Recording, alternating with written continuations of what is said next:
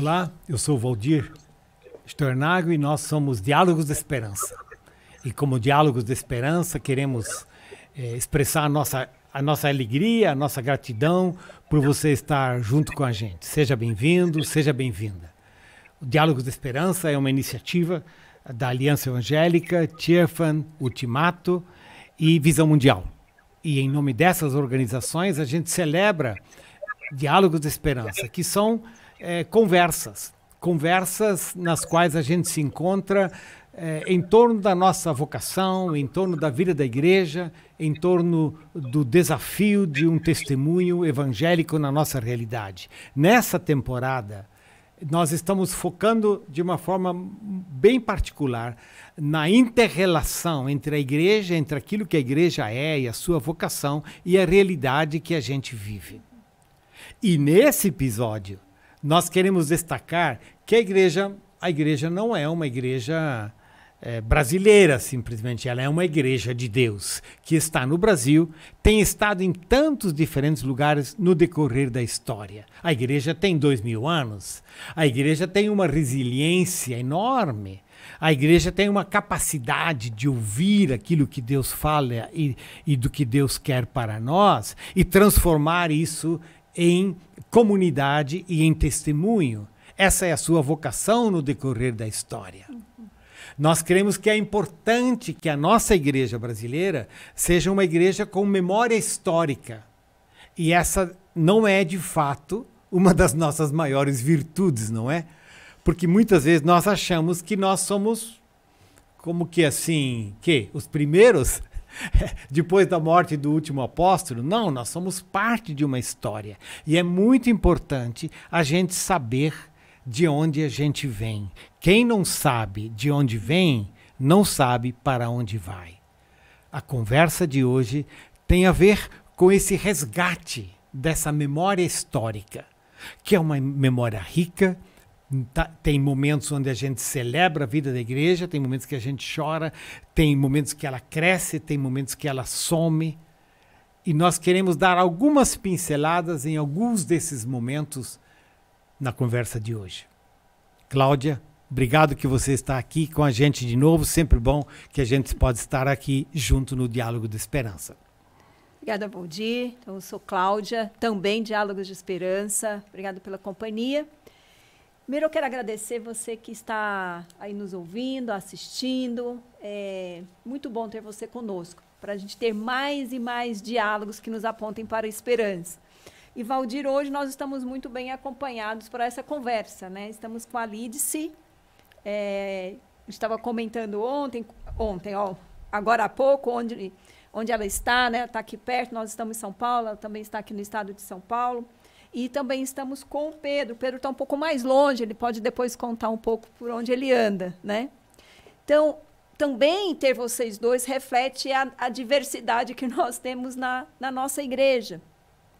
Lídice, o Valdir falava um pouco da gente entender a história, e você é pós-doutoranda em antropologia e história aqui pela Universidade de São Paulo, né? Está aí pós-doutoranda também em estudos de globalização pela Universidade Aberta de Portugal e doutor em antropologia pela Universidade de São Paulo. Então, temos muito que aprender com você nessa conversa. Bom, você atuou aí mais de 20 anos aqui na Universidade Presbiteriana Mackenzie, coordenando curso de pós-graduação, teologia, filosofia, pedagogia. Também atuou na área de ciência da religião. E você aí, comentarista e consultora nesses assuntos, né? Em mídias sociais, rádio, TV, enfim, revistas e tudo mais. Então, tem muito para contar para a gente hoje. Pedro, também professor na área de história da igreja e cristianismo global, na Escola de Estudos Religiosos e Teologia da Universidade de Edimburgo. Então, possui também um doutorado em História pela Universidade de Cambridge, foi pesquisador de pós-doutorado no Centro Brasileiro de Análise e Planejamento, tem um livro publicado, que depois quero que você conte um pouco mais do livro, porque tem tudo a ver com o que a gente está falando aqui, né? Casado com Priscila, pai da Maria, da Clara e do Francisco.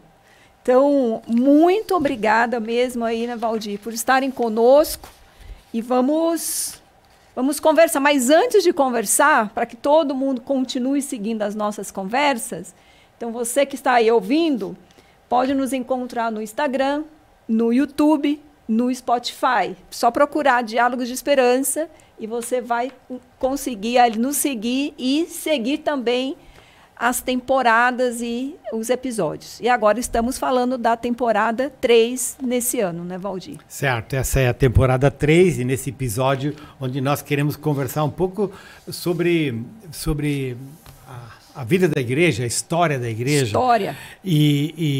Bom, a gente tem que voltar ao começo e Pedro, conversando um pouco mais, né? Se a gente vai para o livro de Atos, o cenário está montado, por assim dizer, né? Jesus ressuscitou, uma comunidade se forma em torno a ela, a vinda do Espírito Santo, né? Desencadeia um processo que é imparável, né? E essa comunidade ela vai ganhando pés, né? Mãos, pés, ela vai ganhando densidade e vai ganhando distância. Como que a gente podia falar sobre essa igreja, que ela é uma igreja né, que nasce do sopro do Espírito e nasce do encontro com o Cristo ressurreto, e ela vai encontrando formas no decorrer da história. Como que ela passa a viver?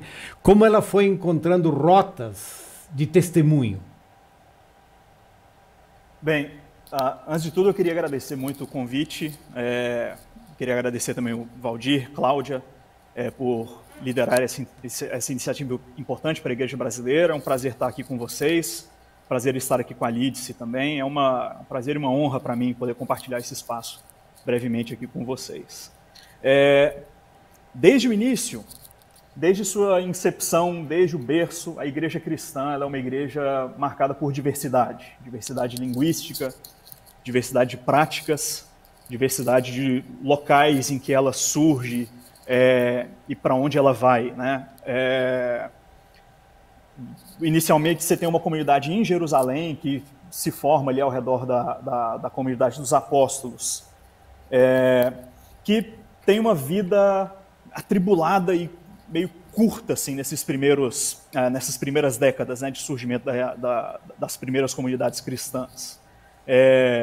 Você tem uma revolta entre o ano 66 e o ano 70, né, 3 a 4 décadas depois da morte e ressurreição de Jesus Cristo, que foi inicialmente inicialmente encabeçada por lideranças judaicas que tinham um incômodo muito grande com a intervenção do Império Romano, a interferência do Império Romano sobre o território judaico, né? E no meio dessa revolta, que culmina com a invasão romana a Jerusalém e com a eventual destruição do Templo de Jerusalém, a comunidade cristã inicial de Jerusalém ela migra para uma cidade, uma região vizinha chamada Pelas. E essa comunidade cristã em Jerusalém ela fica bastante enfraquecida, ela quase que desaparece. Depois surgem outros núcleos de judeus da diáspora, né, judeus cristianizados, né, convertidos, que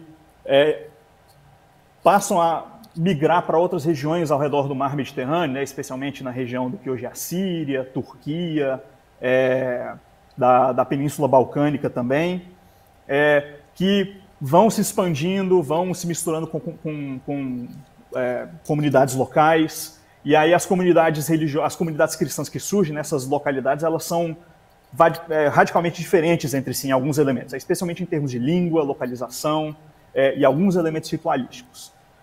Existem 3 elementos que unem essas igrejas em comum, que são o pão, o vinho e a água, né? Os 2 primeiros elementos que representam a Eucaristia, que tem um peso, uma relevância muito grande para essas igrejas, né? Um elemento que une essas comunidades cristãs. E a água também, que simboliza o batismo, né?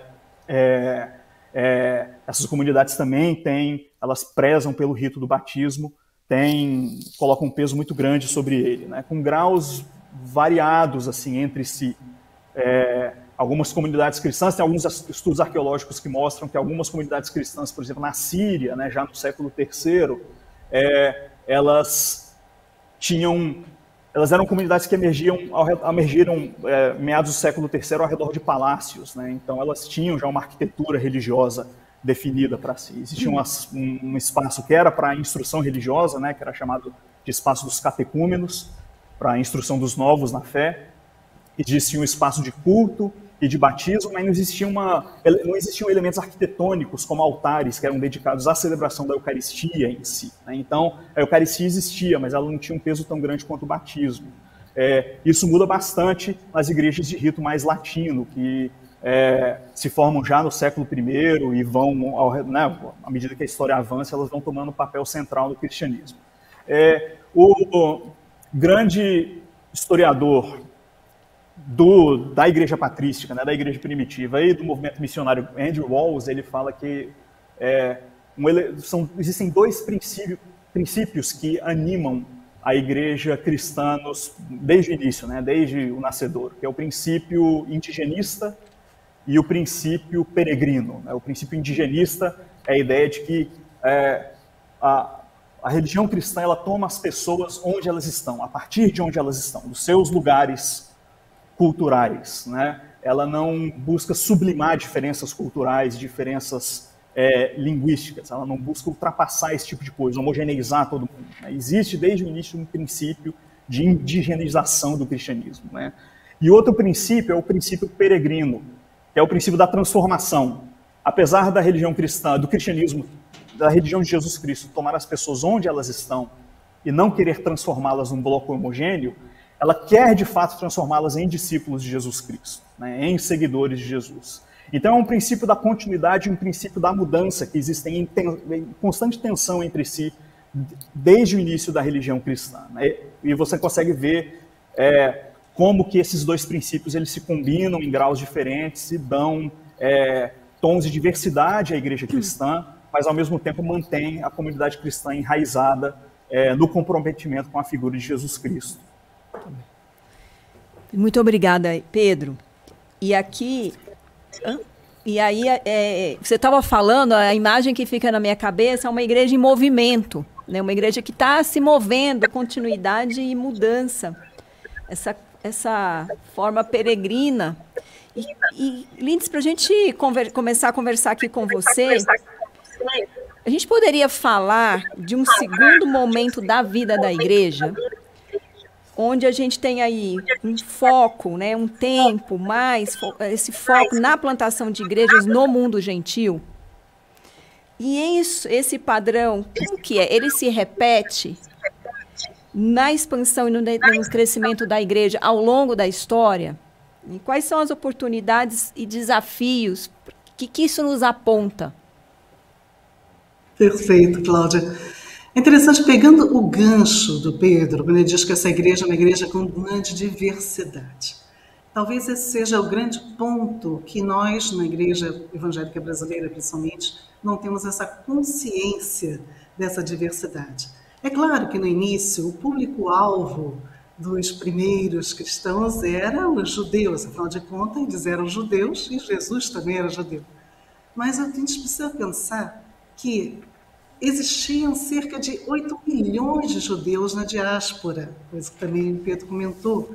E essa diáspora, então, está dentro do Império Romano. E ela vai ser também alvo desse primeiro grupo que vai começar a evangelização. E mesmo na Judéia, nós temos judeus ortodoxos e judeus helenizados. O texto de Atos 6 já fala dessa controvérsia que começa a acontecer entre judeus helenizados convertidos e judeus ortodoxos convertidos.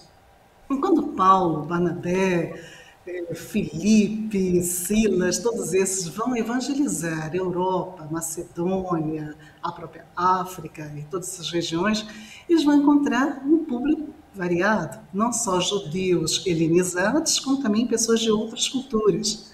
Então, como Cláudia, você me diz quais são as oportunidades, os desafios. O primeiro desafio é esse: eu tenho uma mensagem que tem que ser adaptada a essas diversas culturas que vão ser evangelizadas. Só isso já mostra que não há uma única forma da pregação do Evangelho. Mas também preciso lembrar que era muito diferente dos dias de hoje essa divulgação dos textos, por exemplo. O texto utilizado pelos primeiros cristãos é o texto da Septuaginta, texto, então, devemos chamar assim, quase o Antigo Testamento traduzido para o grego. Por que quase? Porque até isto não era uno. Até hoje já descobrimos 3 versões diferentes da Septuaginta que conviviam no século I com todos esses primeiros cristãos. Então, dependendo da região, dependendo do texto que era utilizado, isso já dava diferenças doutrinárias, dava diferenças de práticas. Além disso, as cartas, que pensamos, por exemplo, nas cartas paulinas, não chegavam a todas as igrejas na mesma maneira, no mesmo período. E junto com essas cartas paulinas, outras cartas também circulavam, outros textos chamados deuterocanônicos. Existia muito material circulando nessas igrejas. Material este que não se tinha ainda um cânon formado. Precisamos lembrar que o cânon só vai ser estabelecido depois do século IV. Então, cada igreja tinha o seu material de estudo, vamos chamar assim, e desse material de estudo extraíam suas interpretações, extraíam aí suas doutrinas e suas práticas. Então, essa ideia de que a igreja primitiva é uma igreja una é uma ideia errada. Na verdade, nós temos aqui uma profusão de igrejas com doutrinas diferentes, já que não há uma doutrina claramente definida, diferentes formas de viver a fé cristã, se convivendo entre si, algumas vezes em diálogo e outras vezes não, até mesmo em competição. Enquanto algumas igrejas mantinham, dentro da ideia paulina, de você ter o carisma do Espírito Santo sendo vivenciado e sendo assim os dons sendo distribuídos igualmente entre homens e mulheres, inclusive o dom da liderança, outras igrejas, por exemplo, optavam por uma hierarquia da liderança baseada nas sinagogas, principalmente, que é o que eles conheciam. E aí criava-se uma liderança principalmente masculina, por exemplo, uma hierarquia já dentro dessa liderança das igrejas. As igrejas da região da diáspora, não. Essas eram muito mais abertas à liderança feminina. Vemos isso claramente nas cartas paulinas e no livro de Atos Apóstolos. Mas, enquanto a igreja permanecia dentro da sua esfera do particular, a liderança feminina, por exemplo, era aceita naturalmente. A partir do momento que a igreja começa a ir para a esfera do público, isso começa a se mudar. E aos poucos a liderança masculina vai sendo então oficializada, até o ponto em que, com o século IV, com a institucionalização da igreja, né, junto com o Império Romano, acaba realmente a igreja assumindo a mesma forma do Império Romano de hierarquia masculina unicamente, e a igreja então vai se alterando. Então, só para a gente observar que sim, há muitas questões que estão sendo levantadas nesse período e muitas diferenças entre todas essas igrejas. Obrigado, Lídice, porque a gente está... É fascinante, né? É fascinante a gente perceber que essa igreja, ela é uma igreja... Nós temos falado aqui nesses diferentes episódios, ela é uma igreja de Deus. O Espírito Santo sopra, né, em diferentes lugares e com jeitos que a gente se surpreende. Pedro, você falou do pão, do vinho e da água, né, assim como marcas, né? Mas depois você usou 2 outras palavras também, né, do Andrew Walls, né, da igreja indigenista, peregrina, né? Então, se a gente olha para o início da vida da igreja, ela é uma igreja que se espalha rápido, né?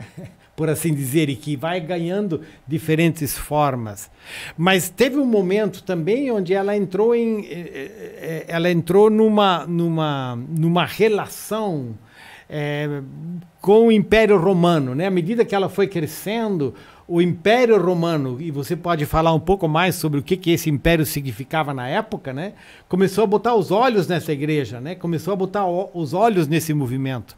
E em algum momento decidiu tomar uma posição. Como é que foi esse processo, né? Dessa igreja mais, digamos, de base, né? Espalhada para uma igreja que encontrou, de repente, um conflito, um diálogo e um enquadramento com o Império Romano.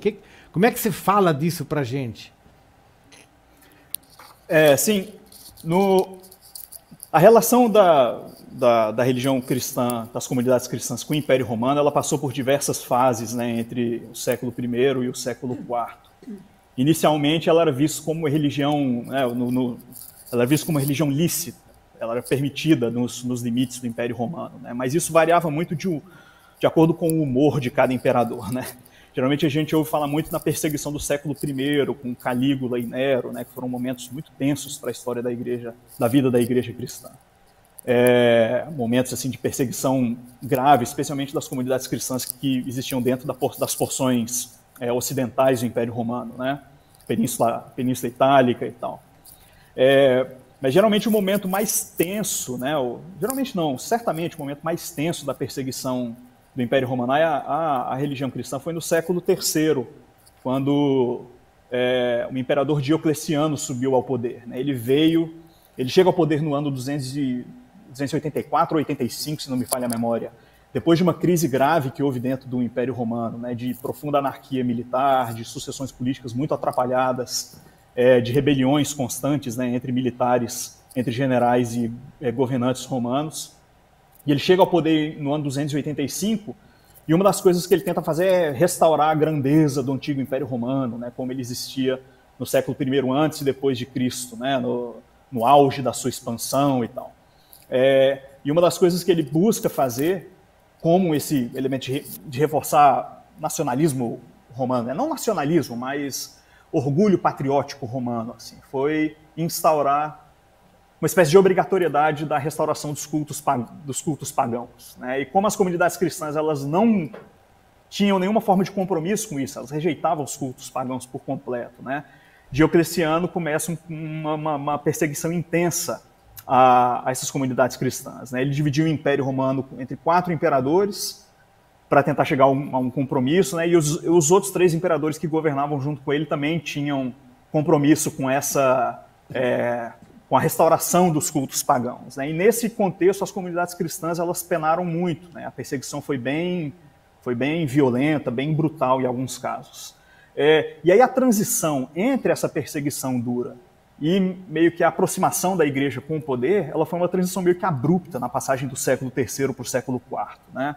Porque Diocleciano renuncia, se não me falha a memória, no ano 305. Eu não sou de jeito nenhum especialista em igreja antiga, passo longe disso, né? O meu foco é século XIX e XX, e na América Latina também.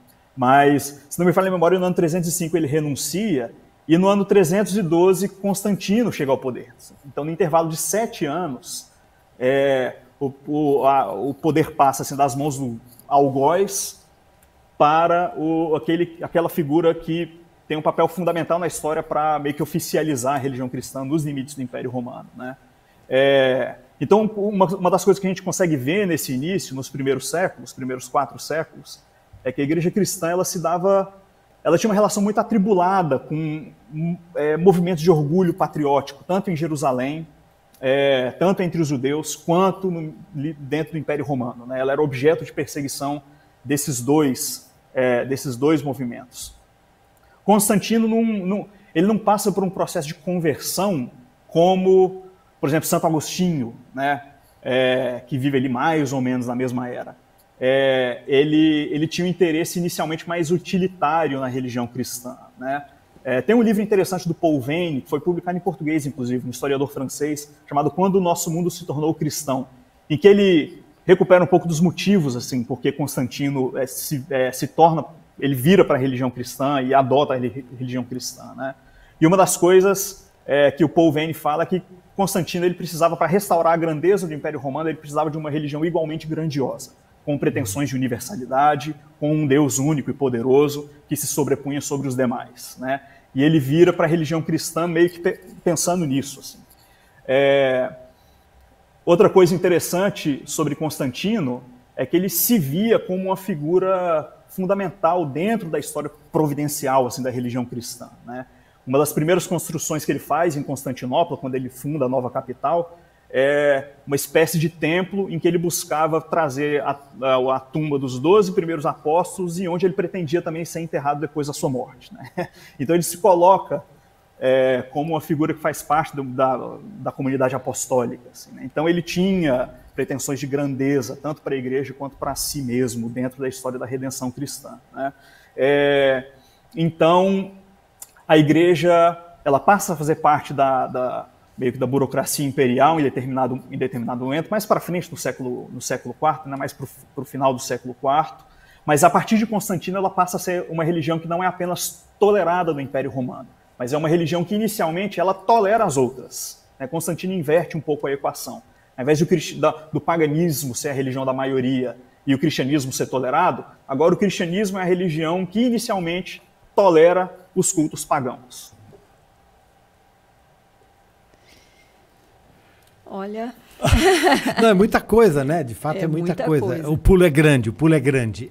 Então, obrigada, Pedro, por essa reflexão. Eu estou aqui anotando e pensando aqui um pouco, Lídice, e Pedro falou aí do século III, século IV, então vamos lá para o século IV. A gente está falando de história e pegando um gancho aí com o que o Pedro está dizendo e com o que você disse antes. Eu achei muito relevante, importante, você falando sobre os textos, né?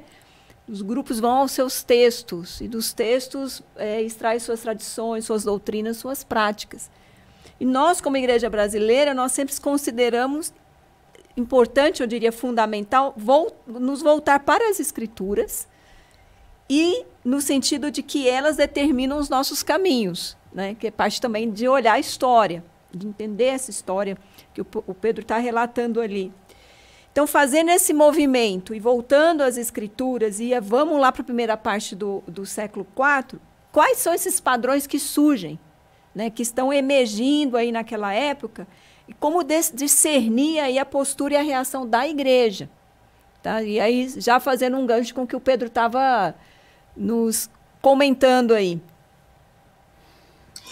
Bom, para começar, a gente precisa pensar que escrituras são essas?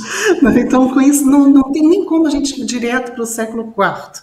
Como fez o Pedro, a gente precisa fazer todo esse caminho até o século IV para entender um pouco isso. O Pedro coloca, por exemplo, como sendo um elemento de unificação, a questão do pão, vinho e água. E a gente tem, às vezes, essa noção mesmo. Mas nem isto era unificado. Algumas igrejas, por exemplo, não usavam o vinho, usavam apenas a água.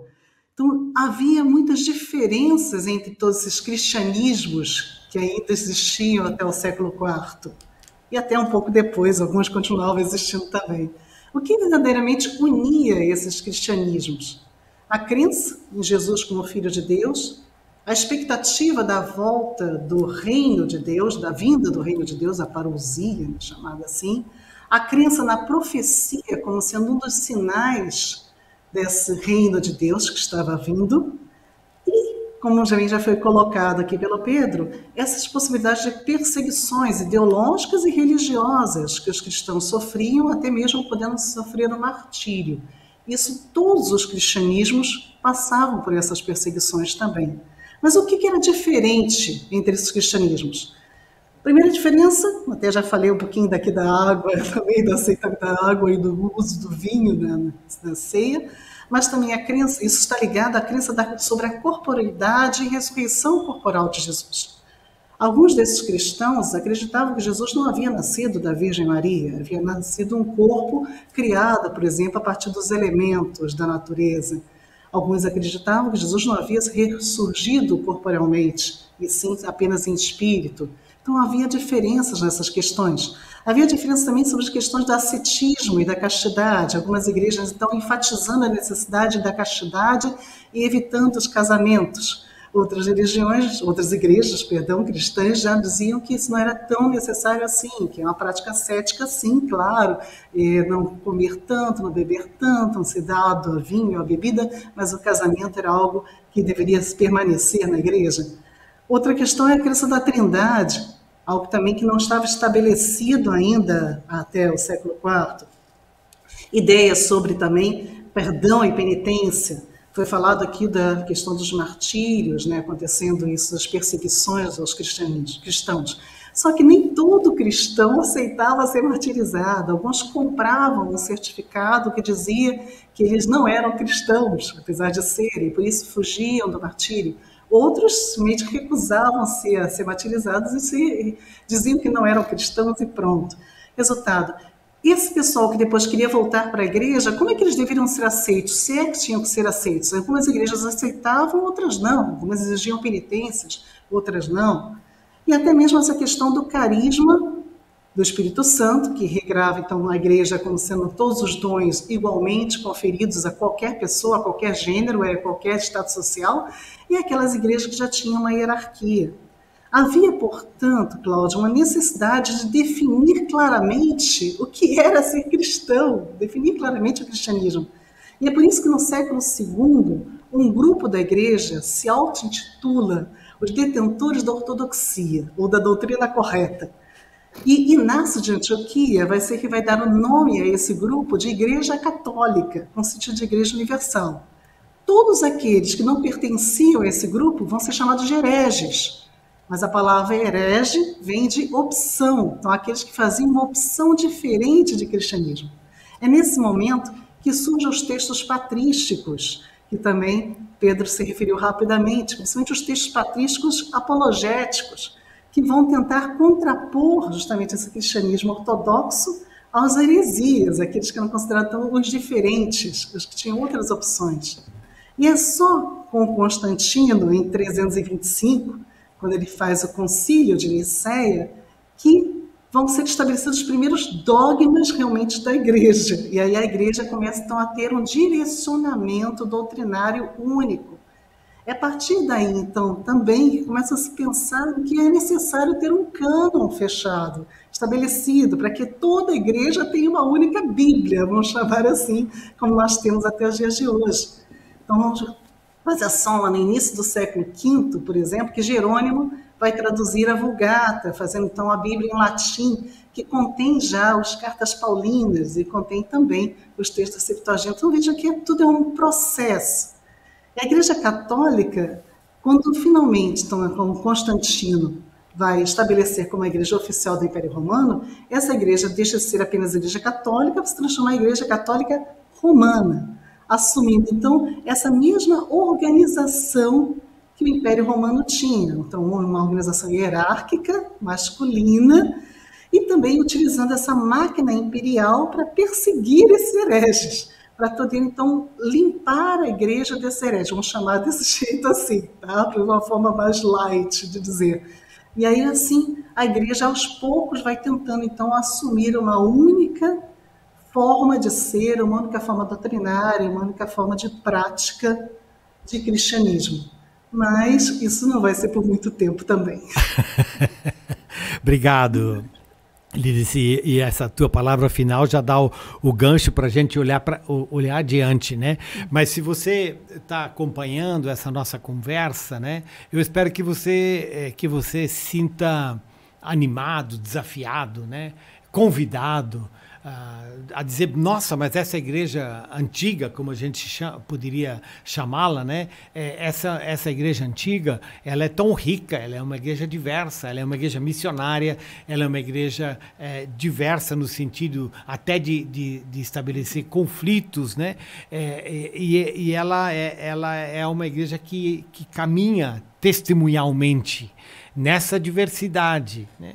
E como que no decorrer da história também você vai encontrando formas que querem ajudar a igreja a seguir adiante, mas ao mesmo tempo são formas que engessam determinados processos e espaços de movimento, né?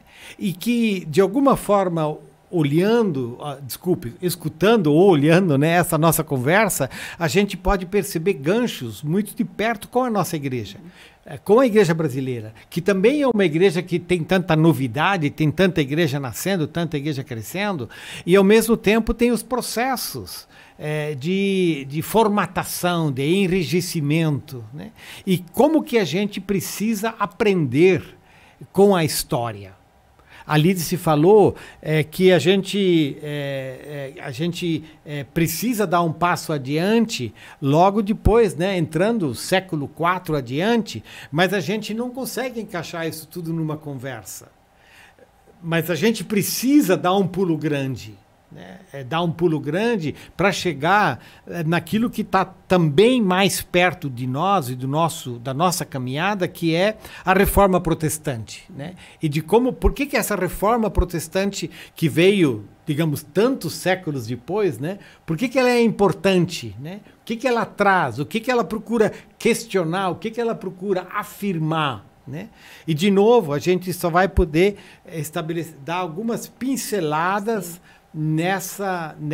nesse momento. E quem sabe, Lídia, se você podia já engatar, né, nessa conversa anterior para falar um pouquinho dessa reforma e o que ela chega, o que ela traz, o que ela propõe. Perfeito.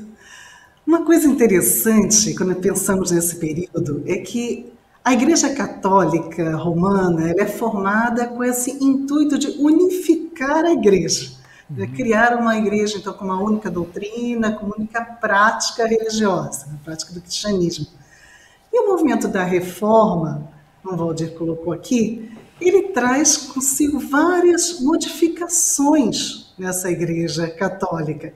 E uma dessas modificações é justamente a doutrina do livre exame, né, da livre interpretação das Escrituras. E a partir da doutrina da livre interpretação das Escrituras é que é possível, então, o surgimento de tantas variedades, novamente, de denominações protestantes, que acabou também gerando essa variedade de igrejas evangélicas que temos no Brasil. Nem toda igreja evangélica nasce da reforma, mas toda igreja evangélica existe porque existe o princípio da livre interpretação das Escrituras. Vamos chamar dessa forma assim.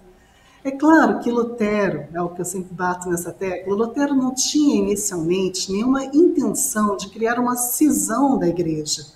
Lutero queria apenas mostrar que a igreja estava indo por um caminho que ia de encontro com o que a Escritura dizia, ou que ia contrariamente ao que a Escritura estava realmente dizendo. Só que, infelizmente, o resultado da reforma protestante foi uma cisão. E essa cisão acabou gerando, então, um movimento contrário, chamado Contra-Reforma, vindo da Igreja Católica Romana. E, claro, veio um movimento contrário à Contra-Reforma. Então, depois tem a Contra-Reforma do protestantismo, que se traduz em quê? Se traduz nessa espécie de separatismo do protestantismo da Igreja Católica. As duas vertentes principais do cristianismo se tornam opositoras ou opostas umas às outras. Apesar de ter existido e ainda existirem muitos esforços de diálogo entre a Igreja Católica e a Igreja Protestante, a realidade evangélica hoje é uma realidade de afastamento da Igreja Católica. O que nós observamos é que muitas vezes até o católico chega a ser demonizado pelo evangélico brasileiro. O evangélico brasileiro hoje tende a ser separatista, apologético e muito mais preocupado com usos e costumes do que com a vivência real do cristianismo. Tornamos-nos, infelizmente, uma igreja de portas fechadas, mais preocupados com polêmicas, às vezes, do Instagram, das redes sociais, do que com as crises mundiais e sociais. Pedro, você estava escutando ali, disse provavelmente várias coisas passando na sua cabeça, né? Você diz, mas eu podia falar isso, eu podia falar aquilo. Fala um pouquinho. Tá bom. Eu acho que o que eu queria destacar é bem relacionado ao que a Lídice falou, né? A Lídice falou do princípio da livre interpretação, do livre acesso às Escrituras, né? Que é um princípio protestante, é um princípio que acompanha a história do protestantismo há 500 anos, né? Inclusive, vou fazer um merchan pessoal aqui, o meu livro acabou de sair, chama Propagandistas do Livro, sobre a formação do cristianismo evangélico no Brasil, acabou de ser publicado pela editora de Oxford. Na verdade, a data oficial de publicação é semana que vem, acho que dia 18, mas eu já recebi a primeira cópia aqui, já tem como pedir pela internet. O que eu analiso no meu livro é as implicações disso 4 séculos depois no Brasil, com a chegada das primeiras missões protestantes e da infraestrutura que se formou entre as missões evangélicas para circular literatura cristã, literatura protestante no Brasil, né? As práticas de leitura que surgiram a partir disso, como que a difusão do cristianismo evangélico caminhou no Brasil e em outros lugares da América Latina, lado a lado com a difusão também do letramento, né, da alfabetização e coisas do tipo. Então, acho que essa ênfase no princípio das escrituras que a Lídice mencionou, ele é fundamental e acompanha a história do protestantismo há séculos, né, até hoje. Mas acho que o outro princípio que aparece relacionado a esse, que na verdade não é um princípio, mas é uma ambiguidade da história protestante, a relação dos protestantes com o princípio da autoridade, né, do poder. Um dos biógrafos de Lutero, né, que foi um psicólogo chamado Erik Erikson, né, ele interpretou a ruptura de Lutero com a Igreja Católica como algo que havia sido prefigurado antes na vida dele, na ruptura de Lutero com seu pai. O pai de Lutero era uma figura muito autoritária, que gostaria que Lutero entrasse numa escola jurídica e não num seminário, mas Lutero meio que desobedece o pai e entra numa ordem religiosa católica. Assim, sabe? E aí o Erikson ele interpreta esse momento como um momento assim, de ruptura de Lutero com a figura paterna, que explica depois a ruptura de Lutero com a figura do bispo de Roma, do Papa e com a Igreja Católica depois de 1517. Né? O que começa em 1517 como a Lídice bem lembrou, é um movimento de contestação de algumas práticas dentro da Igreja Católica que, no final das contas, se provaram irreconciliáveis com a Igreja Católica. Né? Então, a Igreja Católica, a Reforma Protestante, ela desafia a autoridade de Roma, ela desafia essa autoridade que ela se materializa no bispo de Roma e se materializa na Igreja Romana e se materializa na Igreja Católica, desde o século IV com Constantino, e se torna um foco muito importante de poder dentro da Europa ocidental, especialmente durante muitos séculos. Né? Eu acho que esse desafio à autoridade ele informa diversas práticas que existem no movimento protestante ao redor do mundo, desde o século XVI até hoje, e especialmente no Brasil e na América Latina. Né? Quando os primeiros missionários protestantes chegam na América Latina no começo do século XIX, eles também contestavam a autoridade de lideranças políticas locais, de juízes de paz no interior do Brasil, assim, que achavam que a propagação da religião protestante era uma prática que violava a soberania e a oficialidade católica. E alguns etnógrafos, né, especialmente alguns antropólogos que estudam o movimento pentecostal, eles falam assim, que quando eles estão fazendo pesquisa de campo e entrevistando as pessoas nas igrejas locais, eles sentem que a autoridade acadêmica deles ela também é desafiada pelos praticantes, especialmente dos movimentos pentecostais e neopentecostais, né, dos crentes das igrejas pentecostais e neopentecostais. Né. O especialismo acadêmico ele também ele é questionado. Assim. Então, acho que o questionamento ao princípio da autoridade ela acabou resultando numa relação muito ambígua entre as igrejas protestantes e o poder, seja qualquer tipo de poder que você possa imaginar, poder político, poder judiciário, poder intelectual. A igreja evangélica ela tem uma relação complexa, bem complexa, com o princípio da hierarquia e o princípio da autoridade. Né? Então, acho que essa é uma marca que emerge na Reforma Protestante e ela informa diversos elementos, diversas práticas que a gente vê na história da igreja evangélica no Brasil e no presente também. A gente está, obrigado Pedro, a gente está chegando no final dessa nossa conversa, mas digamos assim, acho que o nosso convite aqui é que tem tantas vertentes que estão se abrindo, né, que a gente precisava conversar um pouquinho mais, né? A gente falou, basicamente, usou dois, digamos, paradigmas históricos. Um deles, olhando para essa igreja antiga, né, desde o início que ela brota, que ela surge, se expande, e depois também é enquadrada com Constantino. Depois a gente deu um pulo grande para falar da reforma, que é uma reforma nesse sentido que protesta contra esse princípio do enquadramento da autoridade, mas que também gera, digamos, uma dispersão, né? E que, de alguma forma, essas tendências, esses padrões continuam no decorrer da história da igreja, né? E para terminar, então, a gente, né, precisaria perguntar, né, para você, Lídice, e para o Pedro, ainda que a gente tenha que pedir para vocês serem breves, né, olhando para digamos, para esse processo nosso como Igreja Evangélica Brasileira de crescimento, de uma maior presença, de uma maior inserção na realidade, e olhando para a nossa história, o que é fundamental para nós, que nós não precisamos, não devemos perder de vista e com o que precisamos cuidar?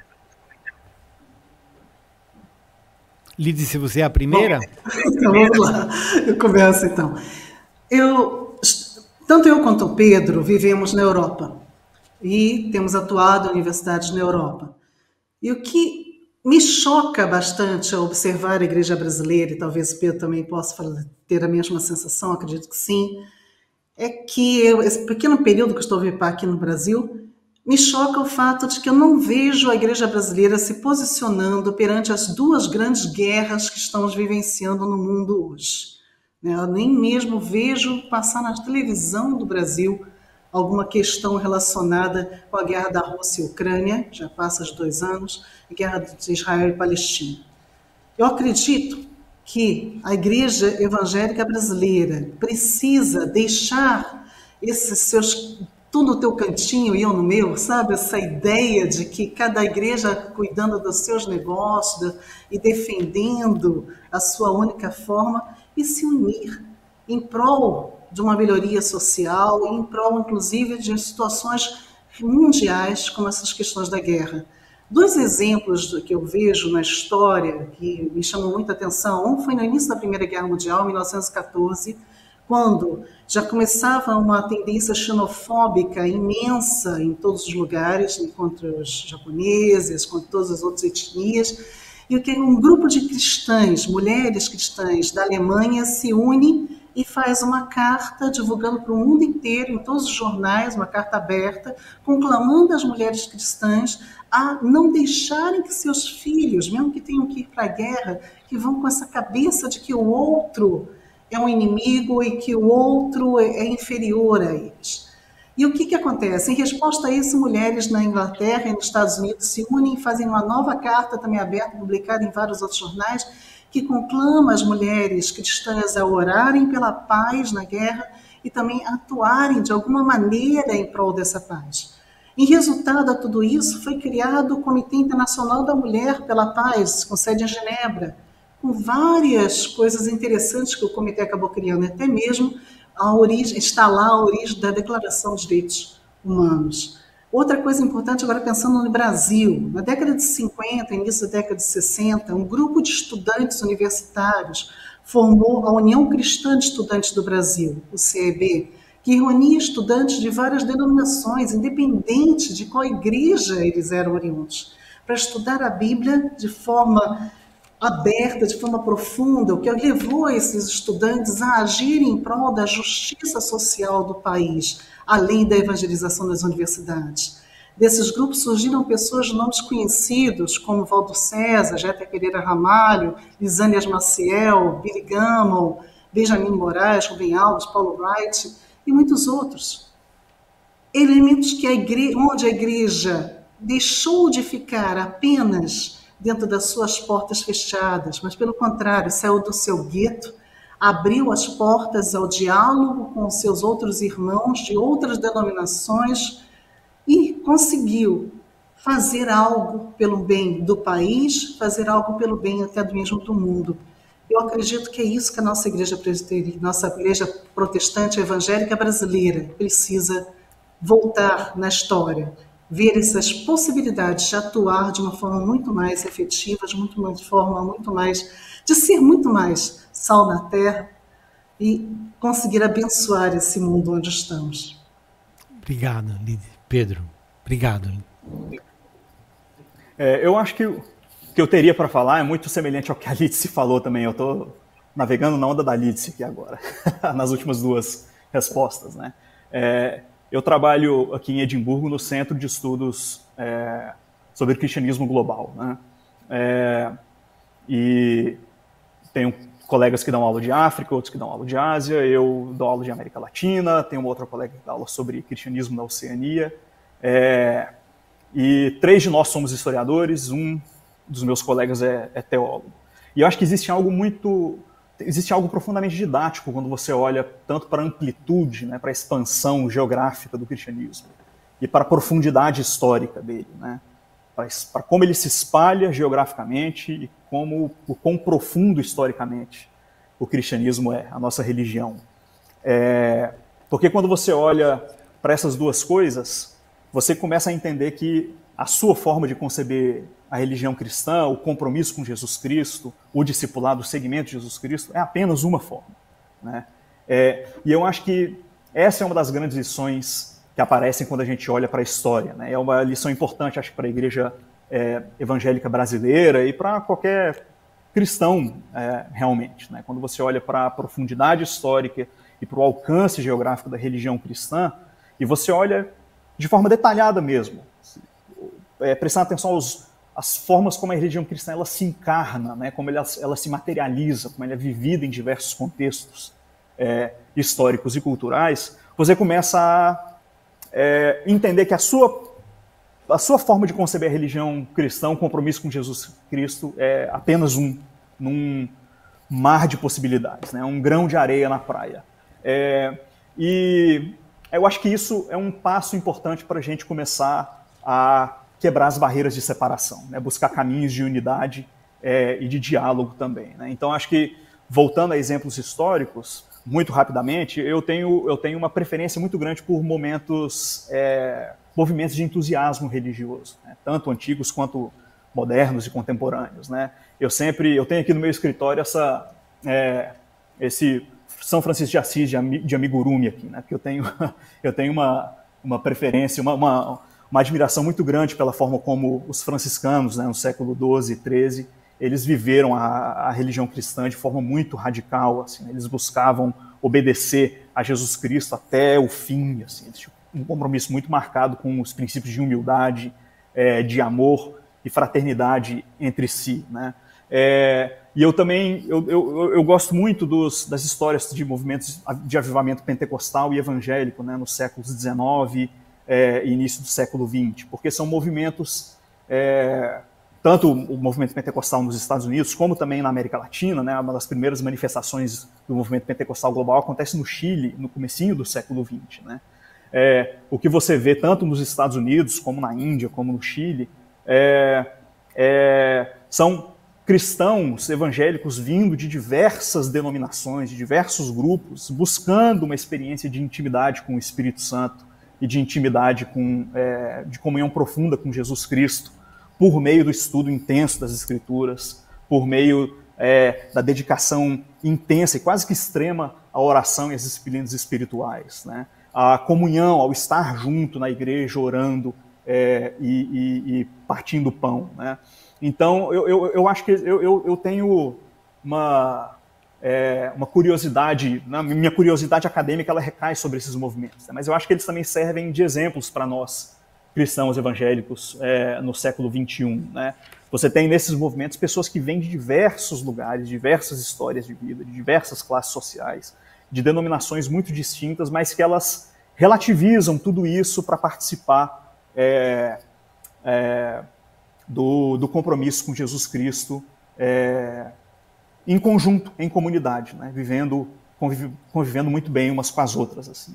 Então, eu acho que é isso que, se eu pudesse escolher um exemplo histórico assim que eu acho que sirva de modelo para a igreja cristã, para a igreja evangélica brasileira, são esses movimentos de avivamento religioso, assim, tanto franciscanos quanto evangélicos do século XIX, quanto pentecostais no começo do século XX.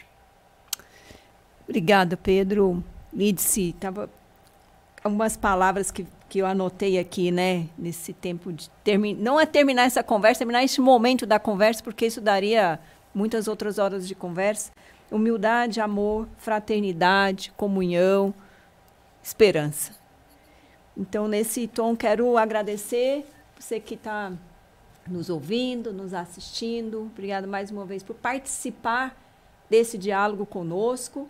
Você pode seguir participando, nos encontre nas mídias sociais, nos siga lá no Instagram, estamos no YouTube, também estamos no Spotify, assim você fica sabendo o que está acontecendo, né, Valdir? E também um agradecimento especial à Agência Tônica, que nos recebe mais uma vez, é uma parceria, né, que nos cede, não só o estúdio, mas também a equipe para nos apoiar nas gravações. E um agradecimento à nossa equipe de Diálogos de Esperança, que está aí nos bastidores. O Valdir, a gente aparece, mas tem o pessoal que está nos bastidores, Lissandra, Detone, o Pedro e a Esther. Nosso muito obrigado. E obrigada mais uma vez, Lídice, Pedro, por estar aqui conosco. Valdir, deixo para você anunciar aí qual é o nosso próximo, então, episódio nessa temporada 3. Então, a gente vai para o 4º episódio e nele nós queremos revisitar, por assim dizer, a igreja e sua vocação sacerdotal e profética. A gente olha para dimensões da história, a gente olha para formas como e vivências dos nossos pais e mães e, ao mesmo tempo, olha para o futuro e reforça a nossa vocação. Esteja com a gente nesse próximo episódio e, uma vez mais, obrigado em nome da Ultimato, Tiefand, Visão Mundial e Aliança pelo privilégio de ter a você conosco. Obrigada.